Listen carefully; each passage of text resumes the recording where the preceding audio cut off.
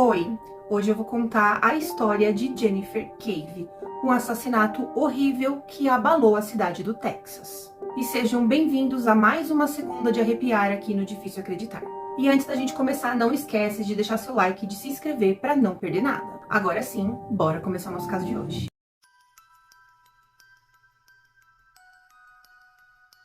A Jennifer Cave, ela morava na cidade de Austin, no Texas, e ela tinha somente 21 anos. Ela já tinha se formado no ensino médio e nesse meio tempo ela teve vários empregos. Ela trabalhou principalmente como garçonete. Os amigos e as pessoas da família sabiam muito bem a sua batalha contra as drogas. Todas as suas tentativas de desistir e todas, na maioria das vezes, eram sem sucesso. Agora nós vamos conhecer Colton Pitoniak, que era um amigo da Jennifer. Ele era um jovem de 22 anos e também morava na cidade do Texas.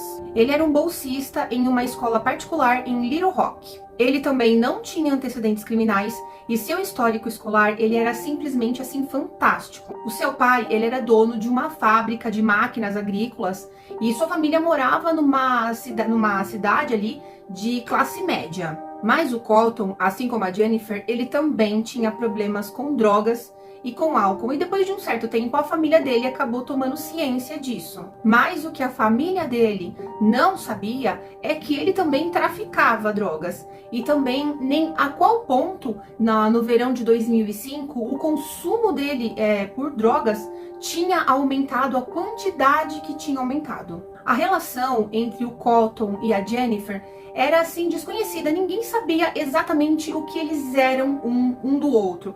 Mas o que se sabia é que o Colton, ele era sim o fornecedor de drogas da Jennifer. Ninguém chegou a relatar que tinham visto os dois assim juntos, os dois como um casal, né, que se os dois tinham realmente um relacionamento. Então, no dia 16 de agosto de 2005, a Jennifer, ela apareceu no escritório de advocacia para uma entrevista de emprego. E a empresa, ela ficou assim tão impressionada com o entusiasmo e com o bom desempenho da Jennifer que acabou contratando ela para o dia seguinte no emprego assim integral. Então, naquela mesma noite, a Jennifer, ela acabou conversando com a mãe dela, também acabou conversando com uma colega de quarto, né, que ela dividia quarto, e também com um ex-namorado, falando sobre a sua empolgação, que ela ia começar no dia seguinte um emprego novo. Então, naquela mesma noite, eram 20 horas e 30 minutos, ela já estava de pijama, ela estava indo dormir, ela pediu para amiga dela que, por um acaso, se ela esquecesse de acordar no dia seguinte cedo, que ajudasse a lembrar ela, que acordasse ela. No entanto, por volta das 21 horas e 30 minutos,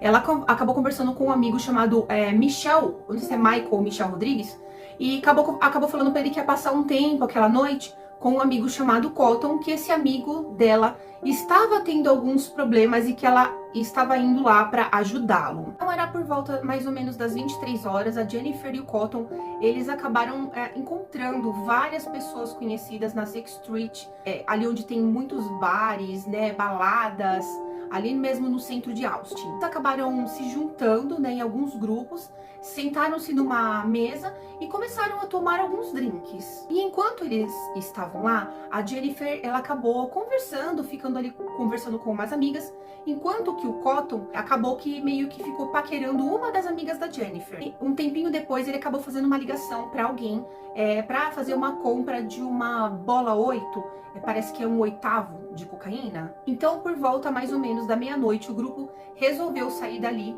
e ir para um bar ali na frente, que se chamava Cheers Shot Bar. Quando eles estavam ali já na porta do Cheers, o Colton, ele acabou puxando a Jennifer e me parece que esse foi o último momento em que todos viram ela.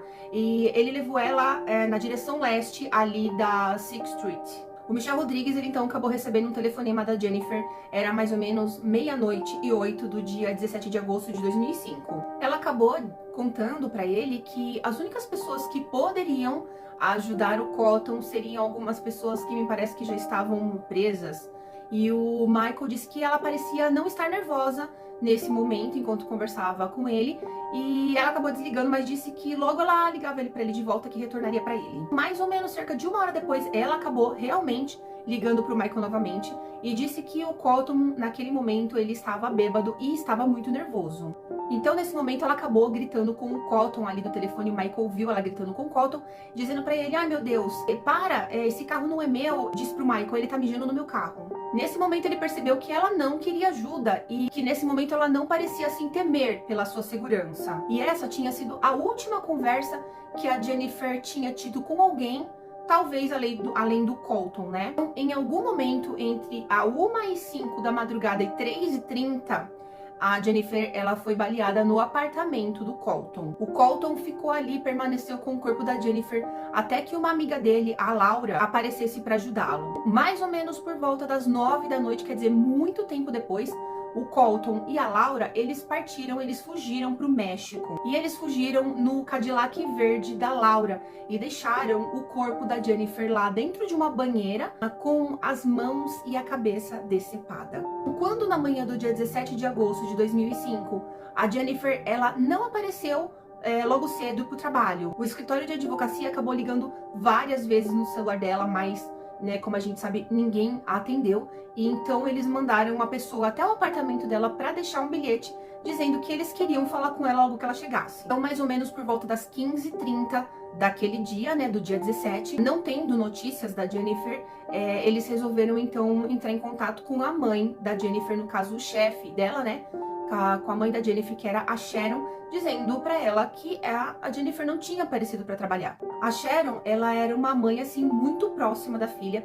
Elas estavam sempre conversando e elas não ficavam muito tempo sem se falar. Elas se falavam normalmente várias vezes ao dia. Obviamente que essas notícias que o escritório tinha falado para ela, que ela não tinha aparecido para trabalhar, acabou deixando a Sharon assim muito angustiada. Então, o que a Sharon fez? Ela acabou ligando para a empresa do telefone da Jennifer para saber se eles poderiam rastrear aonde estaria a atividade daquele telefone, para ver se eles conseguiam encontrá-la. Então a Sharon, ela pegou os 3 últimos números. Acredito que a Jennifer talvez teria ligado, porque era ela que mantinha o telefone da filha e ela tinha acesso a algumas coisas.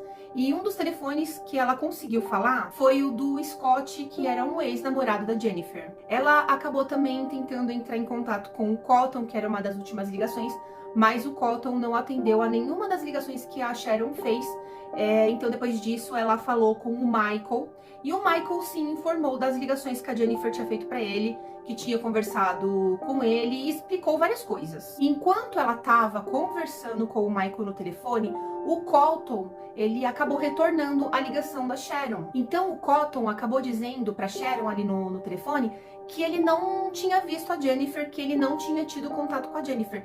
O Michael, na outra ligação, ouvindo isso, ele já respondeu para Sharon que aquilo era uma mentira. Enquanto isso, então, antes disso, mais ou menos às 3 da manhã, o Colton, ele fez várias coisas para tentar encobrir o assassinato, como, por exemplo, ele foi até a casa de uma amiga chamada Nora, e chegando lá, ele disse assim que ele tinha passado por um tiroteio, eles tinham trocado tiros com alguma gangue de mexicanos, algo assim, e perguntou até pra Nora: olha, eu estou sujo de sangue? Ela chegou a olhar, viu que tinha algumas manchas de sangue sim, e ele disse que era porque ele estava nesse tiroteio com essa gangue. Os registros do celular do Colton acabou mostrando que ele acabou trocando algumas mensagens com a Laura enquanto ele saía do apartamento da Nora. E embora nessas ligações não puderam ser recuperadas para saber o que havia sido dito, mas teve uma mensagem que acabou sendo recuperada entre ele e a Laura mais ou menos às 6 horas da manhã, e ele dizia para Laura: o que você quer dizer com isso? Mais ou menos no mesmo tempo em que a advocacia tinha ligado para Sharon, o Colton, ele já estava na Bridges Hardware, a cerca mais ou menos de 800 quilômetros do seu apartamento. E numa loja de ferragens, ele acabou pedindo uma serra para cortar um peru. Ele dizia que era para cortar um peru que ele estava fritando. E além também dessa serra, ele acabou comprando amônia, uma máscara de segurança e outros produtos de limpeza. Um vídeo de segurança ali do local mostrou que ele esteve ali o tempo todo sozinho, e depois foi encontrado no apartamento dele um recibo mostrando que no caminho de volta ele tinha passado no Burger King. Então era mais ou menos por volta das 18h30 do dia 17 de agosto, o Scott, que era o ex-namorado da Jennifer, ele acabou ligando pro Colton, confrontando ele querendo saber aonde que a Jennifer estava, porque ele sabia que o Colton tinha sido a última pessoa a ver a Jennifer. O Colton disse repetidas vezes que não havia visto a Jennifer. E também acabou encerrando a conversa dizendo assim pro Scott: essa vadia vai me prender. Então era às 20h30 daquela noite. O Colton acabou conversando novamente com a Sharon por conta das insistentes ligações que ela fazia pra ele. E ele acabou dizendo pra ela: nossa, cara, para de encher o saco, eu tô comendo pizza com os meus amigos. E disse pra ela novamente que não tinha visto a Jennifer. Então ela acabou dizendo assim pra ele: olha, que ela já tinha avisado a polícia e que eles estavam indo até o apartamento dele. Então os registros, né, do celular do Colton acabaram informando que logo após aquela ligação ele já estava viajando, ele já tinha, acredito que fugido, né? Quando a mãe dela falou que os policiais estavam indo na casa dele, ele já estava na Interestadual 35. Então eles acabaram verificando que ele tinha tentado várias ligações e isso mostrava que ele estava entre a fronteira do Texas e do México. Então, um vídeo de vigilância acabou mostrando que o Colton e a Laura, um tempo depois, eles acabaram conseguindo cruzar a ponte internacional para Acuna. Isso eram 2h41. Desesperados para encontrar a Jennifer, a Sharon, a mãe dela, e mais o noivo da Sharon, eles foram para Austin, isso no dia 18 de agosto. Antes deles chegarem à cidade, eles ouviram de um detetive de pessoas desaparecidas ali, né, do departamento de polícia, que o carro da Jennifer, ele estava estacionado na frente da casa, do apartamento ali do Colton. Então eles foram para lá imediatamente. E quando chegaram lá, eles começaram a bater, a gritar pela Jennifer, chamando ela. Os oficiais de polícia, eles foram até lá somente para dizer que eles não poderiam entrar no apartamento, invadir o apartamento. Quem deveria entrar seriam eles. Então, eles acabaram chamando um chaveiro para abrir a porta, porque acredito que eles não queriam arrombar, né? Então, sentindo que o tempo tava acabando e, assim, naquela angústia, o noivo da Sharon, o que ele fez? Ele entrou ali por uma janela e invadiu o apartamento por uma janela mesmo. Enquanto o Jim, ele caminhava ali pelo apartamento, ele não tinha ideia do que ele ia encontrar ali no banheiro. Mas quando ele viu, ele não ficou assim tempo suficiente para entender que ela não estava assim apenas morta, mas sim com a cabeça e com as mãos decepadas,